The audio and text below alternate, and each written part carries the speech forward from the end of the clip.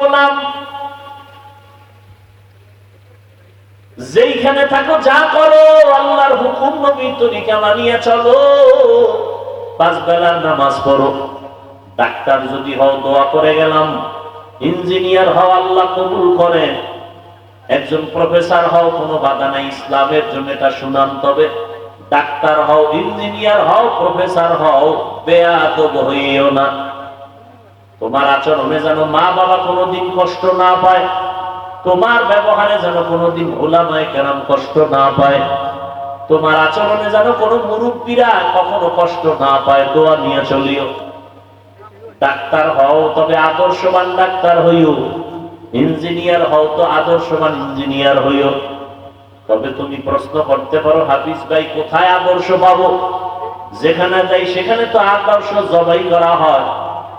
জমিনে একমাত্র নিরেট নির্ভেজাল আদর্শ সঠিক যদি পাও, মদিনাওয়ালার আদর্শ হলো সঠিক আদর্শ। ওই আদর্শটা গ্রহণ করো। আর এই বিষয় আদর্শ খুঁজতে গেলে আম্মাজানের কাছে যাইও, তোমার কলিজার মা। ইমাম গজালি বিশ্ববরেণ্য দার্শনিক, বড় বুজুর্গ, বড় আল্লাহওয়ালা, বড় আলেম, তিনি বলেন প্রত্যেকটা সন্তানের জন্য প্রাথমিক শিক্ষিকা হলো তার মা। ও পর্দার আড়ালের আম্মা জানেরা, এই দুনিয়াতে যত ভালো ভালো সন্তান আছে সব হলো আপনাদের অবদানের ভালো হবে, আপনার আখলাকের কারণে সন্তানের চরিত্র ভালো হবে।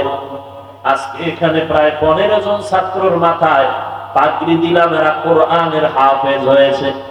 আজকে খবর নিয়ে দেখেন তার মা বাবার কলিজা কত ধন্য, তারা কত আনন্দিত যে তার সন্তানটা হাফেজ হয়ে গেছে। ওরে সন্তানের মা বাবা, মনটা কি চায় না আপনি একজন আলেম হাফেজের মা হয়ে কবরে যাবেন? আপনি আলেম বানাইতে পারলে ভালো, না বানাইলে আপনি গুনাহ হবে না। তবে সন্তানটাকে আপনি আদর্শ একজন মানুষ বানায় যান। ডাক্তার বানাবেন, আল্লাহর কোরআন পড়ায় সুন্নাত অনুযায়ী সন্তানটাকে যদি ডাক্তার বানায় যেতে পারেন, ওই সন্তান ডাক্তারি করবে, আবার কোরআন পড়িয়া মা বাবার জন্য ফাঁকে ফাঁকে দোয়া করবে, নামাজ পড়বে। দুনিয়ায় আপনার সুনাম ঠিক থাকবে, আখিরাতেও নাজাতের জরিয়া হয়ে যাবে। আজকে থেকে তওবা করেন, আল্লাহ তো তওবার দরজা খুলে রাখছেন। ও যুবক বাবারা, তওবা করো, মনেরে বুঝাও। তোমার মতো আমার মতো কত যুবক স্কুল কলেজে পড়িয়াও নামাজ জানে না, তুমি আমি পারবো না কেন?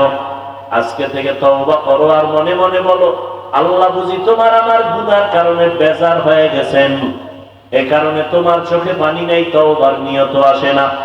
মনেরে বুঝাইয়া রেডি হয়ে যাও, মনে মনে আল্লাহকে ডাকো, হে আল্লাহ, জীবনটা গুনায় কাটায় দিলাম, আমার গুনার খবর আমার মা বাবাই যদি জানতো, কেউ আমার সম্মানের নজরে দেখতো না।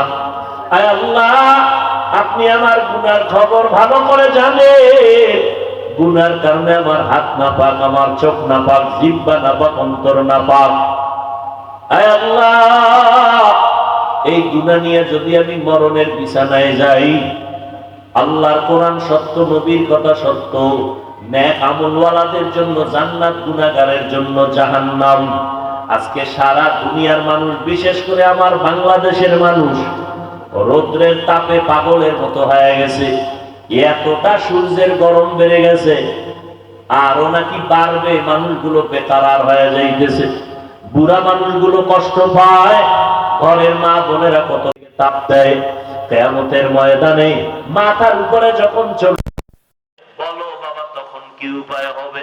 সূর্যের গরমে মাথার মগজগুলো টাস টাস করে ফুটে যাবে। ও আল্লাহর গোলাম, সূর্যের গরমে জমিনটা তামা হয়ে যাবে। অপর দিকে জাহান্নামের আগুনের গরম, নবীরা পর্যন্ত যাদের গুনাহ নাই কান্নায় বেকারার হয়ে যাবে। ও যুবক বাবারা, আল্লাহর কোরআনটা যদি মিথ্যা মনে করো, প্রমাণ দাও, একটা ভুল বের করে দাও, এখন দাড়ি ফালায় দিব, নামাজ বন্ধ করে দিব, কোরআন গুলো জ্বালায় দিব। আর যদি বলো না কেউ পারে না, আমরাও পারবো না, তো পায়ে ধরে বললাম তওবা করো, ফিরে আসো। কোন দিন মরণ হবে জানা নাই। এমন একটা দিন নাই যে বাসের নিচে যুবকের লাশ নাই, পানির নিচে যুবকের লাশ, ঘুমের বিছানায় যুবকের লাশ, দিন দিন যুবকের মরণের খবর। ও বাবারা, কয়দিন আর দুনিয়াতে বাহাদুরি করবা, বাজবা? এখন থেকে তওবা করে নাও। মরিয়া গেল আর নামাজ ছাড়বা না, মা বাবারে আর কষ্ট দিবা না।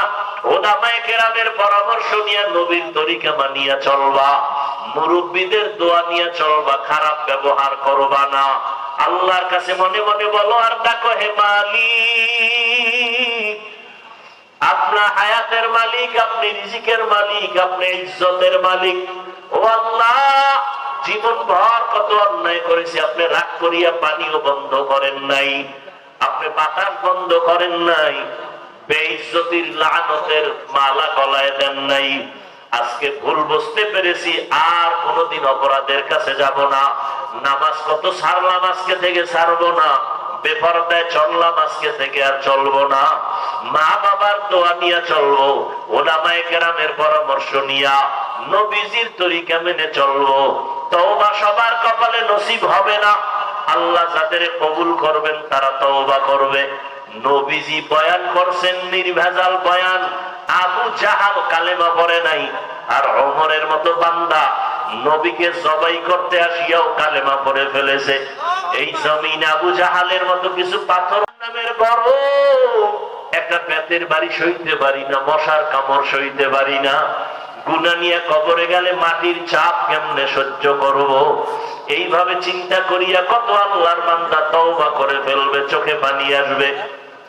যাদের অন্তর তৈরি হয়ে গেল, আর নামাজ ছাড়বেন না, বেপরদায় চলবেন না, মা বাবারে কষ্ট দিবেন না, তওবা করে নবীর তরিকায় উলামায়ে কেরামের পরামর্শ নিয়ে চলবেন। যদি এরকম তওবার নিয়ত থাকে, অন্তরে কোনো মুনাফিকি না থাকে, যাদের নিয়ত অন্তরে খাঁটি, দুটো হাত আমার আল্লাহকে দেখায় দাও। আয় আল্লাহ, হাতগুলো কবুল করে নেন, তওবা কবুল করে নেন। আয় আল্লাহ, আমাদের তওবা কবুল করে নেন। তওবার উপরে মজবুত হইয়া চলার মতো তৌফিক দান করেন। শয়তানের ধোঁকা থেকে আমাদের হেফাজত করেন, আমিন। আলহামদুলিল্লাহি রাব্বিল আলামিন। والصلاة والسلام على سيد الأنبياء والمرسلين وعلى آله وأصحابه أجمعين يا أرحم الراحمين يا أرحم الراحمين يا أرحم الراحمين رب ارحمهما كما ربياني صغيرا اللهم إنك عفو كريم تحب العفو فاعف عنا। ও দয়ার মালিক, প্রচন্ড গরমের ভেতরে আপনার কিছু গোলামদের নিয়ে হাত তুলেছি রে আল্লাহ। এই বেহেশতের বাগান, উলামায়ে কেরামদের মজলিস, কত সাদা দাড়িওয়ালা মুরব্বীরা, কত হাজী সাহেব, কত ব্যবসায়ী, চাকরিজীবী, পর্দার আড়ালের মা বোনেরা, আমার কলিজার যুবক ছাত্র ভাইরা হাত তুলেছেন। মেহেরবানি করে আমাদের জীবনের সবার গুনাহগুলো মাফ করে দেন আল্লাহ। আয় আল্লাহ, মাহফিল কবুল করে নেন, মাদ্রাসা কবুল করে নেন, ওস্তাদ ছাত্রদের কবুল করে নেন। আয় আল্লাহ, মুহিব্বিন মুতাআল্লিকিন কমিটি যারা সহযোগিতা করে কবুল করে নেন। এলাকার ঘরে ঘরে শান্তি দান করেন, সুন্নতের আমল জারি করে দেন।